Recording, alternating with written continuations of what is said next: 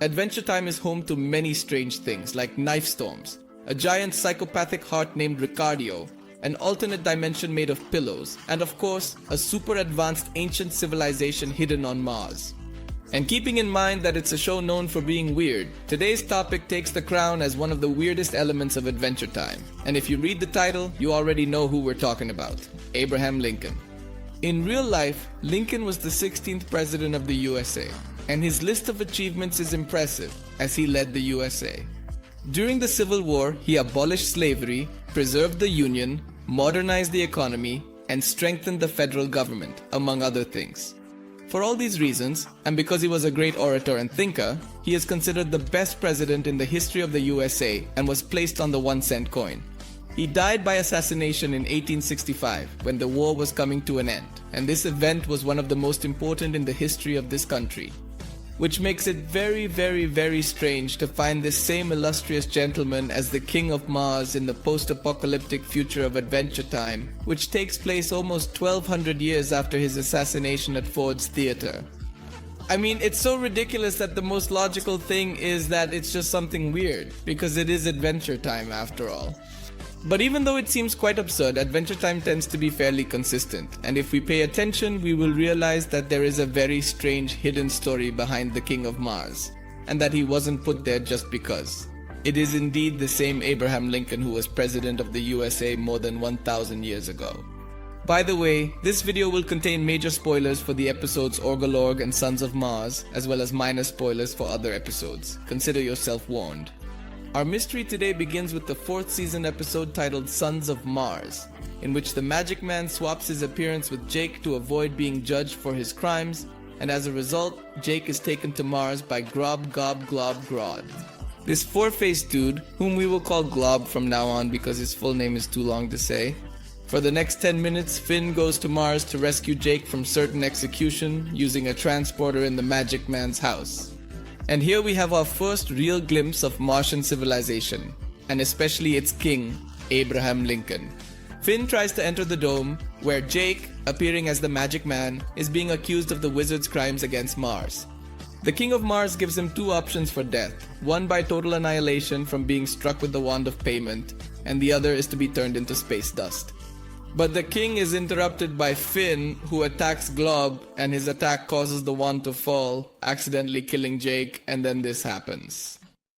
Seeing this scene, it's more than obvious that there's a deeper story behind the King of Mars, but unfortunately, the information given to us is very little.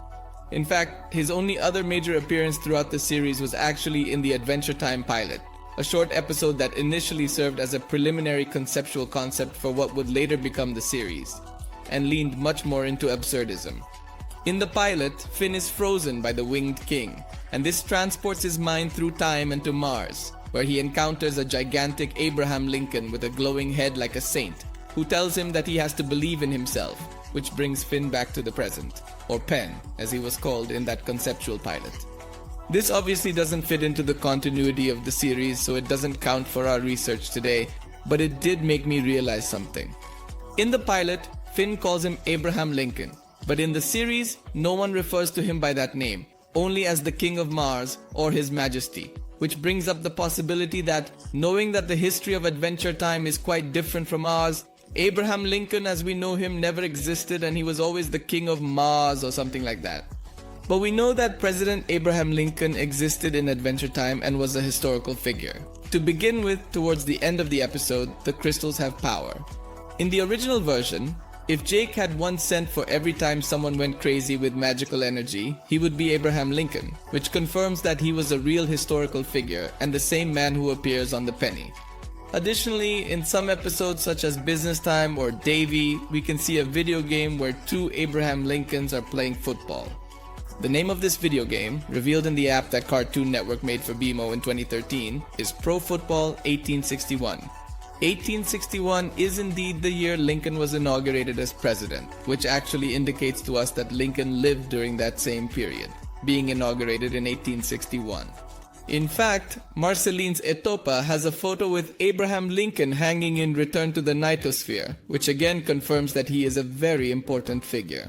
So it seems that Lincoln was indeed president and everything, and then somehow somehow became the King of Mars and received immortality, right? Probably as part of that deal he made with the dead in the past that they reference in their conversation. And well, no, it's not that simple. In the episode Orgolorg, we have a flashback thousands of years ago where we see that Lincoln was still the King of Mars in that distant past. In the flashback, the King of Mars sees that Orgolorg wanted the power of a catalyst comet and ordered Glob to kill him. Orgolorg falls to Earth, defeated by Glob, and becomes Gunther. Here we see all of this happens when human civilization was just developing by the images of Gunther in history, which would place Abraham Lincoln as the King of Mars about 10,000 years in the past, if not more. So even if we set aside the fact that the King of Mars is a giant with mystical powers and the real Abraham Lincoln was not, the story is getting quite complicated, and I think to clarify it, we need to go back to Sons of Mars. It is obvious that the conversation between the King of Mars and Death indicates that once, the King of Mars negotiated with Death using a coin with his face on it, which is another thing that indicates we are talking about the same Lincoln. When Death takes the immortality of the King of Mars in exchange for Jake's life, we can definitely hear a gunshot. Indeed. Which for a long time has been considered a reference to Lincoln's assassination at Ford Theater, where he was shot in the head with a Derringer pistol. But in the episode's storyboard, there's an extra detail that didn't make it to the final episode. It's an additional extra scene. Right after Death accepts the deal, the King of Mars is transported back to Ford Theater, and Death appears behind him. Just like in the real assassination, Death's head starts shaking, the screen goes black, and we hear a gunshot. This clarifies many things, though it initially seems to confuse the story more. It confirms once and for all that the King of Mars is Abraham Lincoln, and it also indirectly reveals that first deal he made with Death.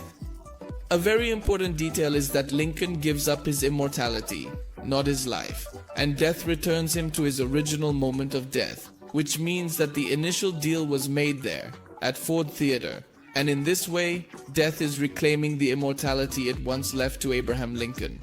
A very strange detail about Lincoln's assassination in real life is that, according to some historians and even members of his cabinet, he experienced premonitions in the days leading up to that night at Ford Theater. He spoke of a dream 3 days earlier in which he saw an unrecognizable body on a catafalque inside the White House, and it is known that Lincoln told his that he had dreamed he was on a singular and indescribable ship moving at great speed towards a dark and undefined shore. In real life, those events are of dubious veracity, but it may be that the story of this strange series is referencing them, leading to the point where Abraham Lincoln makes a deal with Death, which grants him immortality and takes him to Mars, where he will continue to be an exemplary leader in exchange for, as far as we know, a very special 1 cent. There is another curious detail that supports this version of the story, and that is in Orgolorg's flashback, Abraham Lincoln is smaller. He uses a telescope in this particular episode, and in the astral plane we can closely observe that the telescope chair is designed for a normal Martian, that is the size of an average adult human, indicating clearly that thousands of years ago Abraham Lincoln was not a giant, he had a normal size, and his giant size is possibly due to his immortality and the passage of millennia. Another curious thing in this scene from Sons of Mars is the mention of a prophecy in which the king would meet Jake. It's just a phrase said by Glob, but in fact we can actually see the prophecy elsewhere, also on the episode's title screen. If you pay attention, it is clear that The Rock is talking about the events seen in the episode, but it was found by a Mars rover, obviously from before the Mushroom War, that is, about 1,000 years before the events of the episode, so it is clearly the prophecy. At the top, we see the solar system, with Earth connected to Finn in the transporter and Mars connected to the Magic Man. In the center is Jake, Globe is at the bottom left, and the King of Mars is at the bottom right. The symbol at the bottom is difficult to decipher, but given what we know, I think it is the hand of Death. He has 4 fingers just like Death, and the events of the episode revolve around the death of the King of Mars. Personally, I believe it symbolizes Death reclaiming Lincoln's immortality. And it makes all of this much more interesting because it means everything was predestined. Lincoln lives as a great human, almost dies, but makes a deal with Death and is placed on Mars with a new immortality and a prophecy of a dog that will arrive thousands of years in the future.